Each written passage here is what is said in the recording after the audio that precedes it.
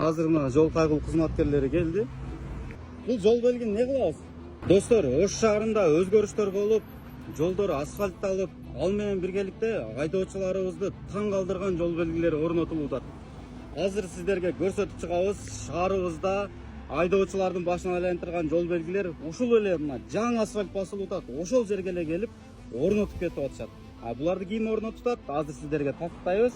Достор, азыр биз Кооператив көчөсүндөбүз. Кооператив көчөсү ар дайым негизги жол катары эсептелинип келген. Бардык айдоочуларыбыз негизги жол катары колдонулуп келет.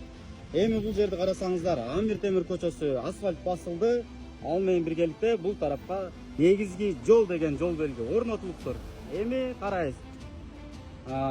Ош шаарында бир эле бул жердеги жарандар эмес, мына жол кайгыл кызматкерлерин дагы чакырганбыз.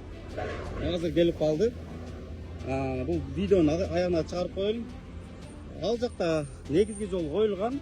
Ал менен биргеликте эми негизги жол коюлган тараптан кийин экинчи тарапка сөзсүз түрдө уступи дорогу, жол бер деген жол белги коюлуш керек.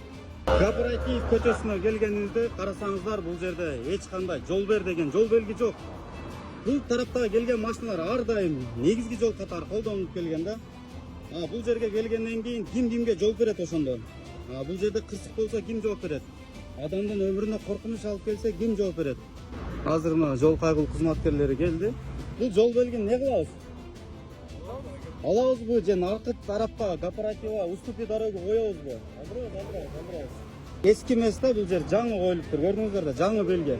Андан кийин ар бир жаран, ар бир мамлекеттик жумушта иштегендер, сиздер бардыгыбыз мындай кырсыктын, кылмыштын алдын алышыбыз керек да. Бул жер качан кырсык болгон учурда гана бул жол белгилерге маани бербей, бул белгилерди кырсыктан алдын тартипке, иретке салышыбыз керек да. Рахмат сиздерге. Чоң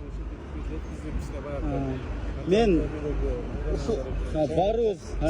барыбыз ушул жерде жашагандар, ушул жерде местныйлар билет да, бул тарап главный эмес экенинчи. Бирок азыркы учурда билесиздер, туристтер келип атат. Өзбекстан, Казакстан, Россиядан келип атышат да. Алар ушул жол белгинин негизинде айдап барса, ал жактан кооперативадан келгендер менен кырсык болсо, бул жер уже соткашат да. Ким күнөөлүү деген суроо коюлат.